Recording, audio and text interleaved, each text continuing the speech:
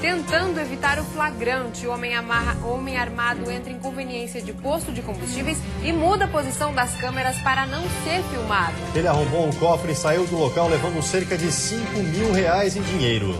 Simulação para esclarecer os fatos. Em Lages, na Serra Catarinense, foi feita hoje a reconstituição do caso Nandulete. Ele morreu atropelado após uma briga. A polícia investiga para saber se o atropelamento foi proposital. Violência dentro de casa. Pais do menino encontrado com marcas de agressão em Indaial podem perder a guarda da criança. Fora da capital, membros do acampamento Amarildo ainda não sabem qual o destino certo, mas as autoridades descartam Florianópolis. E ainda as informações do futebol. Hoje à noite tem 2 catarinenses em campo. Pela Série B, o Avaí enfrenta o Bragantino na ressacada. Já pela Copa do Brasil, o Joinville joga contra o Novo Hamburgo na Arena e precisa vencer por 2 gols de diferença para avançar na competição. O Band Cidade desta terça-feira já está no ar.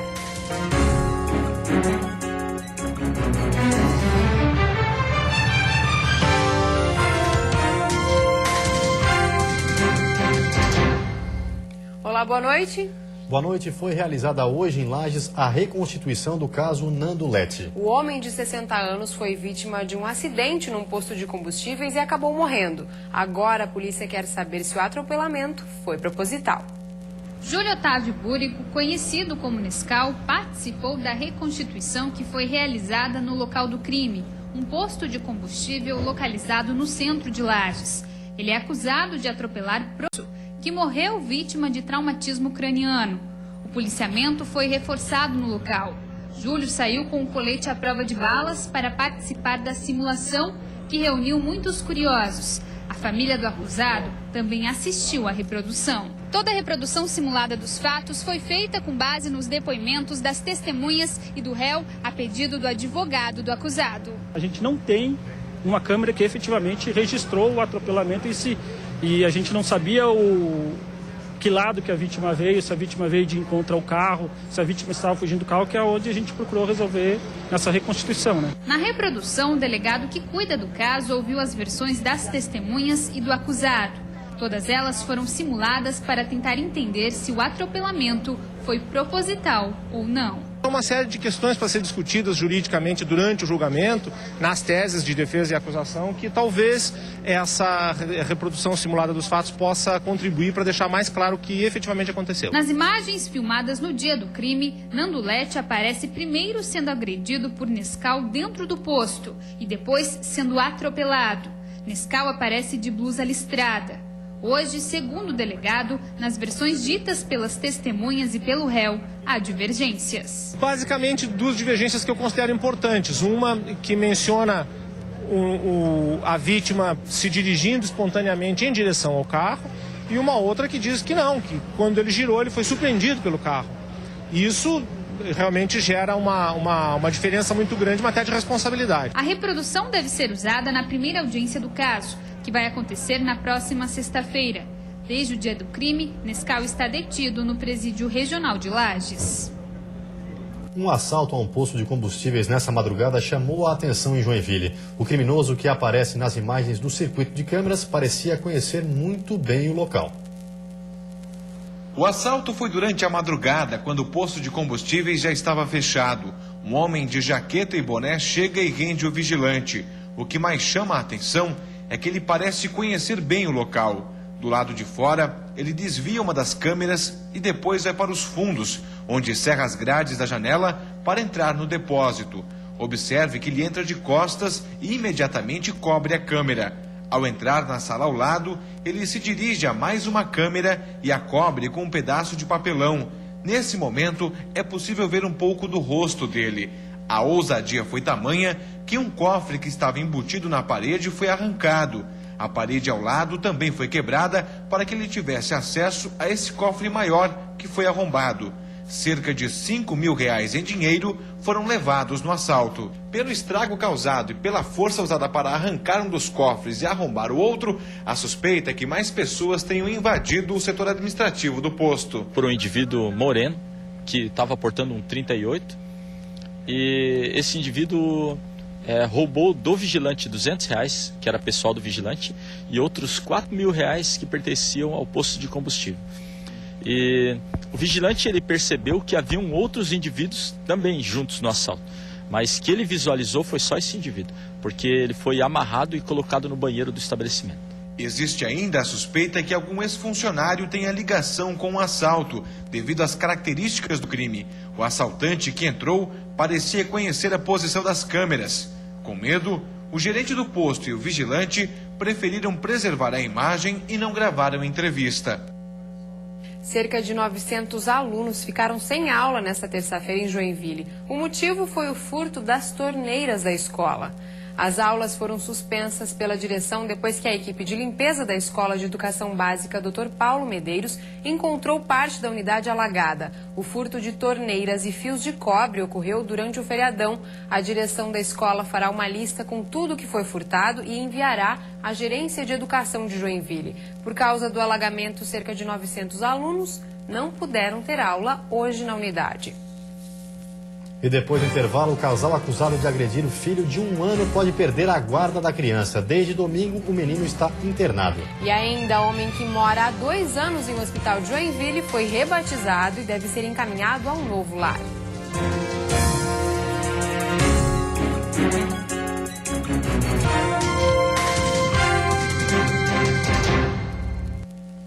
Os pais da criança encontrada com marcas de agressão em Indaial podem perder a guarda do menino de apenas 1 ano. O garoto permanece internado sob observação. Jair é o conselheiro tutelar responsável pelo caso. Ele diz que todas as providências legais já foram tomadas e que o Poder Judiciário deve decidir com quem ficará a guarda do menino. Provavelmente ela vai ser encaminhada para um órgão, para uma entidade ou para uma família acolhedora. A gente tem família acolhedora aqui em Indaial que protege essas crianças, né? E depois esperando uma decisão judicial, né? Quem vai decidir o que vai ser feito com essa criança vai ser o judiciário, na verdade, né? A criança, que está internada desde domingo, deve permanecer sob observação aqui no Hospital Beatriz Ramos, pelo menos até a próxima sexta-feira. A Polícia Militar encontrou um menino de apenas 1 ano de idade com marcas de agressão durante o atendimento a uma ocorrência na própria casa do bebê. De acordo com o Conselho Tutelar, o pai do garoto e o tio teriam brigado justamente por causa dos maus tratos. Nós recebemos a solicitação da Polícia Militar, da PM, né? No local, a nossa equipe constatou que a criança apresentava um ferimento no rosto, alguns hematomas pelo corpo, e a criança não estava chorando, estava relativamente tranquila, né? E apresentava um ferimento na língua também, né? O pai da criança foi preso em flagrante e pode responder pelos crimes de tortura e lesão corporal. Já a mãe do garoto é menor de idade e foi liberada. Na manhã de hoje, foram feitos os exames de corpo de delito no bebê. Os laudos devem ser encaminhados à Polícia Civil, que investiga o caso. Começou hoje em todo o país a campanha de vacinação contra a gripe, que vai até o dia 9 de maio. Aqui em Santa Catarina, a meta é vacinar 1,5 milhão de pessoas. Dia 22 de abril, início da campanha de vacinação contra a gripe. E os postos de vacinas já estavam cheios de gente para receber a dose. Dona Terezinha tem 67 anos e desde que entrou no grupo de risco recebe a vacina. Assim como ela, muitos idosos tiraram o dia para se imunizar contra a temida gripe. A gripe, quando dá, mas dá bem mais fraca. Não é aquela gripe temerosa como era antes. A vacina é gratuita para as pessoas que estiverem dentro do grupo de risco, como crianças entre 6 meses e 5 anos de idade, idosos, gestantes, indígenas, detentos, funcionários da saúde e do sistema prisional, além de portadores de doenças crônicas. Pessoas com alergia ao ovo não podem tomar a vacina. A imunização protege contra 3 tipos de vírus: H1N1, H3N2 e influenza B.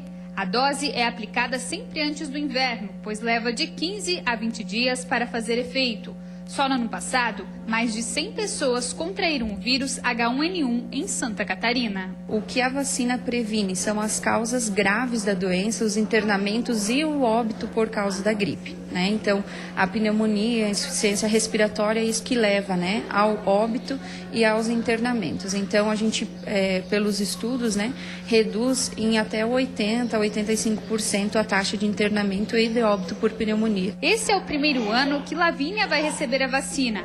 A mãe mãe não perdeu tempo e já trouxe a filha no primeiro dia da campanha. Ela tem bastante gripe, né? Então já ficou internada com bronquiolite. Então agora para prevenir, né? Para resfriado, que ela tem bastante, ou as gripes mais fortes que dão, né? A imunização contra a gripe vai até o dia 9 de maio. Neste sábado acontece o dia D. Todos os postos de vacinação do estado estarão abertos das 8 horas da manhã às 5 horas da tarde. A quarta-feira vai ser de nevoeiros ao amanhecer, com sol entre nuvens no decorrer do dia. Da serra ao litoral, a condição de chuva isolada e temperatura em pequena elevação. A mínima deve ficar em 10 graus na serra e a máxima em 25 no oeste, Vale do Itajaí e litoral norte. No Planalto Norte, mínima de 15 e máxima de 22 graus. Na região sul, Rio Grande e Florianópolis, máxima de 24 graus. Um homem que mora há 2 anos em um hospital de Joinville está prestes a ser encaminhado para um novo lar. Ele foi deixado no local sem documentos e até hoje não recebeu a visita de nenhum parente. Para conseguir a transferência dele, foi preciso criar uma nova identidade. Já são 2 anos pelos corredores e quartos do Hospital Regional de Joinville. Sem falar sequer uma palavra e sem documentos, é chamado Dini pela equipe médica, de enfermagem e funcionários. O homem não identificado chegou aqui trazido por outros 2 homens, depois de sofrer um acidente vascular cerebral. Após receber alta, não foi embora porque ninguém veio buscá-lo. Nós tivemos algumas visitas, tá, de pessoas que viram as reportagens, viram as fotos dele, mas todas as pessoas que vieram, não era ele quem elas estavam procurando, né? Há 1 ano, quando nossa equipe esteve aqui, Nisso passeava de cadeira de rodas. Hoje, já caminha pelos corredores, mesmo com dificuldades. Agora, ele tem nome. Foi rebatizado como Natanael Joinvilense, nascido em 9 de março de 1971. O dia e o mês coincidem com o aniversário de Joinville. Já o ano foi escolhido depois de uma avaliação médica. Nesses 2 anos, Natanael Joinvilense se revezou por algumas vezes entre os leitos do hospital, mas é aqui no quarto 31 do setor clínico que vive há mais tempo. Já são 6 meses nesse espaço reservado exclusivamente para ele. Com um novo documento, ele deve deixar o quarto e o hospital. A partir da data de emissão da certidão de nascimento, que foi no dia 3 de abril, o município tem 45 dias para encaminhar o morador para um abrigo adequado. O prazo foi estipulado pela Justiça. Mas nesses 2 anos ele não tinha saído daqui de dentro. Então a gente percebe que às vezes ele fica mais agitado, ele até arruma alguns pertences que ele tem e coloca tudo no corredor, então aparentemente parece que ele quer sair de dentro do hospital. E a gente vê assim bem complicada essa situação, né, de manter uma pessoa dentro de um hospital, que é um ambiente fechado, por tanto tempo. E depois do intervalo tem futebol. O Avaí entra em campo logo mais em busca da primeira vitória na Série B do Brasileiro. E precisando vencer por 2 gols de diferença, o Joinville enfrenta o Novo Hamburgo pela Copa do Brasil.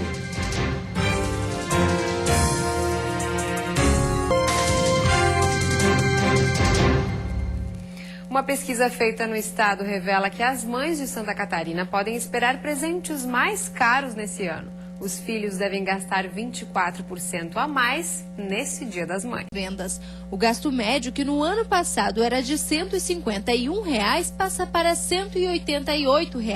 Os presentes mais caros serão das mães de Florianópolis, seguidas pelas de Itajaí e Lages. O bom momento está sendo impulsionado pelo crescimento da renda familiar. Chama a atenção que as pessoas realmente estão concentrando as suas compras em determinadas datas, já que a tendência do mercado são vendas fracas, mas nessa data especial nós tivemos aí o registro de um crescimento. A pesquisa feita pela Federação do Comércio de Bens, Serviços e Turismo de Santa Catarina e pela Federação das Câmaras de Dirigentes Lojistas mostra que a expectativa de crescimento de gasto médio é de 24,5%. E, novamente, as peças de vestuário lideram a lista de presentes. O estudo, que serve para orientar os comerciantes, revela que 70% dos consumidores pretende pagar as contas à vista. Nós propiciamos ao empresário dar mais condição de ele efetivamente analisar o que vai acontecer nessas datas comemorativas e ele analisar o que ele vai fazer de promoção, se vai fazer, se não vai. O comércio de rua será o mais procurado nesta data, seguido das lojas de shoppings. Para realizar a pesquisa, consumidores de 7 cidades foram ouvidos. E agora vamos de futebol. Pela Série B do Brasileiro, o Avaí entra em campo logo mais às 9h50 contra o Bragantino em busca da primeira vitória na competição. Depois da derrota por 3-1 para o América de Natal, o Avaí quer conquistar os primeiros 3 pontos e diante da torcida. O time do técnico Pingo só tem um problema na escalação: Eduardo Costa, que está no departamento médico. A Buda ou Júlio César, um dos dois, entra na vaga de Eduardo. E embora os meias Marquinhos e Kleber Santana são jogadores de chegada, a responsabilidade é maior pelos gols e está nos pés de Roberto. O atacante marcou 6 vezes em 12 partidas pelo Avaí. A dúvida é de acordo com, como eu falei para vocês, com o jogo. De repente uma saída mais rápida do meio para o ataque. Vamos ter um adversário que marca forte no seu campo. Então vamos precisar de uma boa saída de bola. E pela Copa do Brasil, o Joinville entra em campo daqui a pouco na Arena, precisando vencer o Novo Hamburgo por 2 gols de diferença. O time até entrou em campo na sexta, mas nem sujou o uniforme. Uma liminar retirou o adversário de campo com menos de 20 minutos de jogo. Restou ao Jack lamentar e se preparar para o compromisso de hoje contra o Novo Hamburgo pela Copa do Brasil. Na véspera desse jogo, 2 reforços foram apresentados: volante Daniel Pereira e atacante Hugo. Um estava no São Bernardo, o outro no Bahia. Logo mais à noite, o time de Everson Maria precisa vencer por 2 gols de diferença para avançar na competição nacional. No jogo de ida, com poucos titulares, derrota de 1-0 no Rio Grande do Sul. Agora, com força máxima e com o calor da torcida, o Jack quer mudar essa história. Time encaminhado com Ivan, Murilo, Bruno Aguiar, Rafael e Wellington Saci, Naldo, Washington e Marcelo Costa, Francis, Edgar Júnior e Jael. Lembrando que quem avançar enfrenta na próxima rodada J. Malucelli ou Vitória. E a seguir deve começar em junho as obras que vão transformar a antiga Câmara de Vereadores de Florianópolis em museu. A restauração vai custar 6 milhões de reais. E ainda, destino incerto, depois de mais de 4 meses, ainda não se sabe o futuro das famílias que integram a ocupação Amarildo.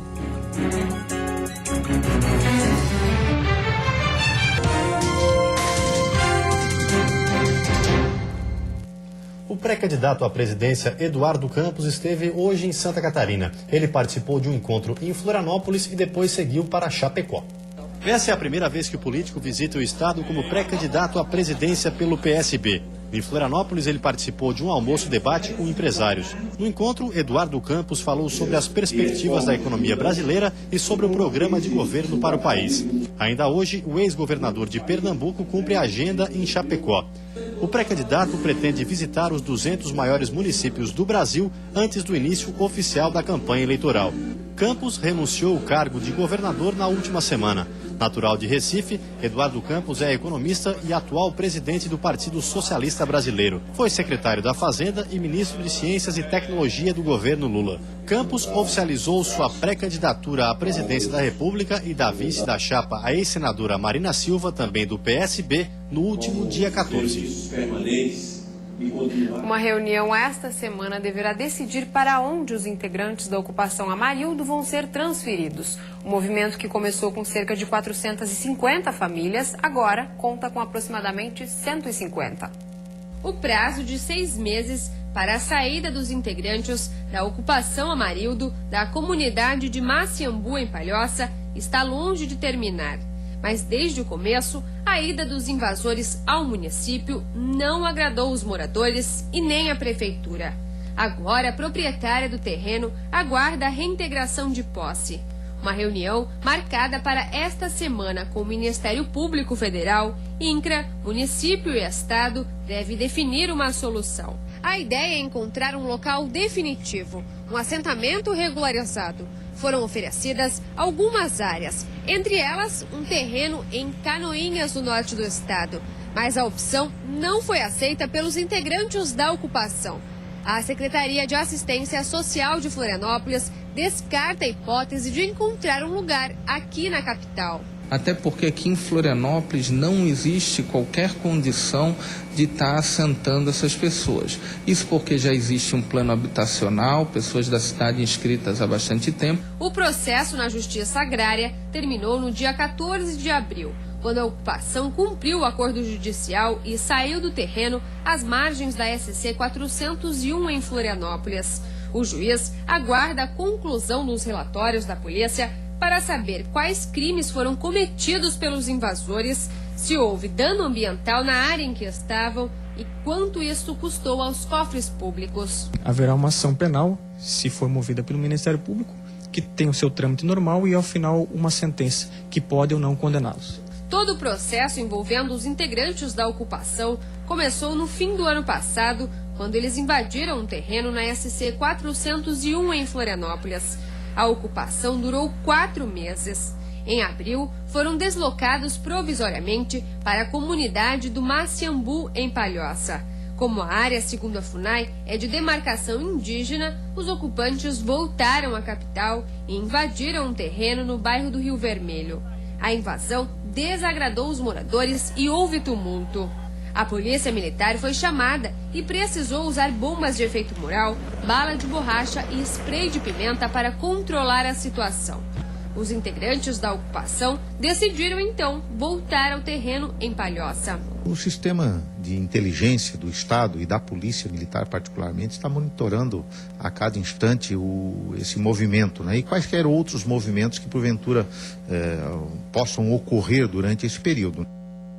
Em nota, o INCRA reforçou a posição de que atuou diante da ocupação no terreno da SC 401 por recomendação da Justiça Agrária, mas o órgão ressaltou que não é de sua responsabilidade qualquer ocupação em outras áreas. A nota ainda informa que o INCRA vai colaborar no sentido de encontrar uma solução definitiva para as famílias.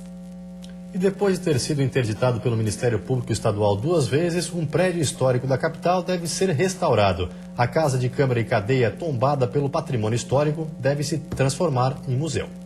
A Casa de Câmara e Cadeia fica no entorno da Praça 15 de Novembro, símbolo histórico de Florianópolis. Mas o imóvel, construído em 1780 e tombado como patrimônio histórico em 1984, teve a sua estrutura bastante danificada pelo tempo.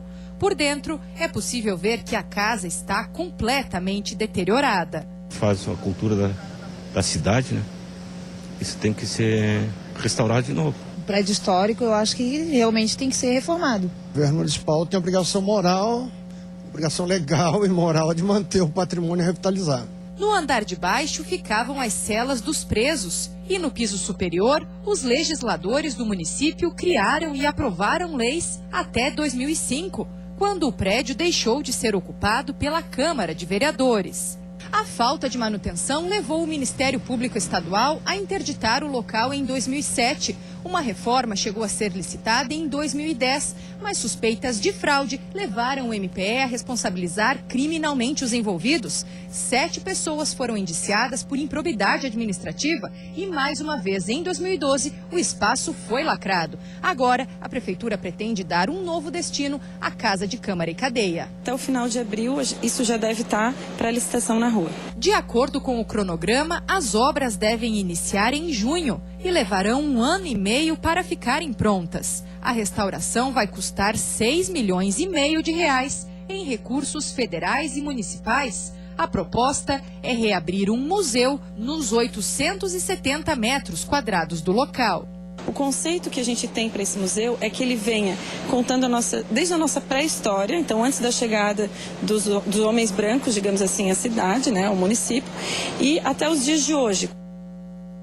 Vem aí o Jornal da Band. Uma ótima noite para você e até amanhã. Boa noite, até amanhã.